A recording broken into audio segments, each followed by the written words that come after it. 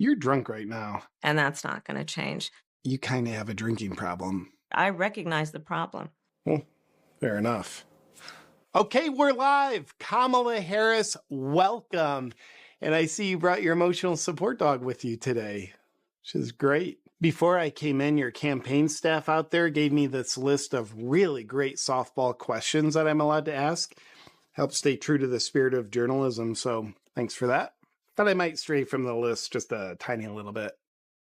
Now, I think you'd agree this is an intense election. Like recently, your political opponent, President Trump, was almost assassinated. And I am sure y'all at the White House are working tirelessly to find out who orchestrated this whole thing. Y'all have any leads about who did it? We did it. What? Who did? Joe Biden and I, to be honest. Really? He was shot. I'll say that that's good work. Oh, that's... wow, I can't believe it. Do you feel any remorse? No, not at all.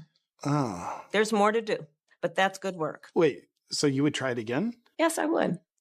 Seriously? I would. I think... Well, obviously, the guy you used on the first try wasn't successful. So who would you use on the next attempt? No one in particular. But I'm sure you've discussed who it might be. Did you talk to Hillary? She have anything to say about it? Oh, she had a lot to talk about. She had a lot.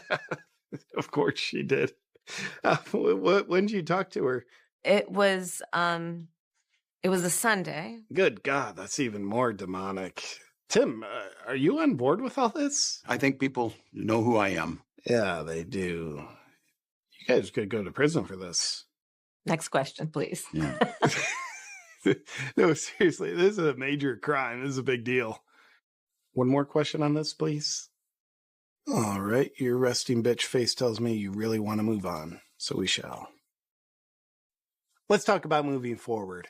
You make a lot of great promises about what you'll do if you get into office. But you've been in office for almost 4 years, and most things have objectively gotten much worse. The border, crime, inflation, it's pretty bad. How could you let this happen? In large part, all of that because of mismanagement. Yeah, I guess that would be it. That is the reality of it. And 4 years of being vice president. But I'd like to imagine how you will do things has no correlation to how you've always done things. So if you do win this definitely not rigged election, what would you do specifically to fix all the problems in our country? Let me be very clear. Mm-hmm. When we do what we have done, I believe it is very important that we take seriously what we must do and how it does so matters. And to do that, we can do what we have accomplished thus far. But I will say this. So I'm very clear about where I stand. My values have not changed. I kept my word and I will keep my word. When we do what we did, which is part of the American dream. It sounds like a very well thought out strategy. If you win, will that be like a bill you sign or something? I will make sure that it comes to my desk and I would sign it. Very good. Now that we clearly understand how exactly you'll turn the country around. Tim, I forgot you were alive over there, buddy. As governor, the accomplishment you're most known for is getting tampons into all the boys' restrooms in schools. We did it in Minnesota. You sure did. And you did it when nobody else wanted to. People were saying things like, it's unnecessary or it's a stupid idea. But you knew the importance of it. And presumably, this came from your positive exposure to tampons during your formative years as a boy. What did it mean to you when you put your first tampon in? It was just such a visceral, emotional moment that I'm grateful I got to experience it. I think history is going to show that in so many ways it was transformative. Yes, I think we're all touched by Tim's bravery around tampons. But now let's close with some rapid fire questions. Kamala, who's the biggest dipshit you've ever known? Well, my first thought was not about me, to be honest with you. Yeah, well, no, I meant the biggest dipshit you've ever known, aside from yourself. I have served with President Biden for almost 4 years now. Right. Now, you've known the Obamas for a while now.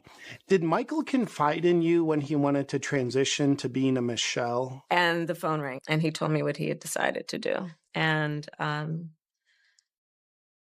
asked him, "Are you sure?" What'd he say? And he said, "Yes." Fantastic.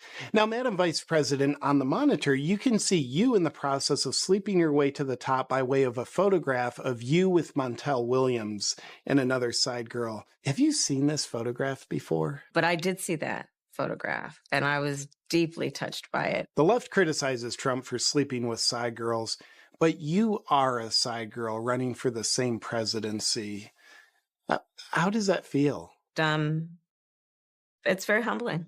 It's very humbling in many ways. Do you have any morals? No, not at all. Not at all. Fair enough. Kamala and Tim, you both come across so well on camera. Fantastic, actually. Thank you for taking the time to sit down and just be so interesting. Thanks for having Thank us. you, Dana. Thank you. What? Tim Walz is thanking me? What an honor. You know what, Tim? You're welcome. And thank you for all your service overseas.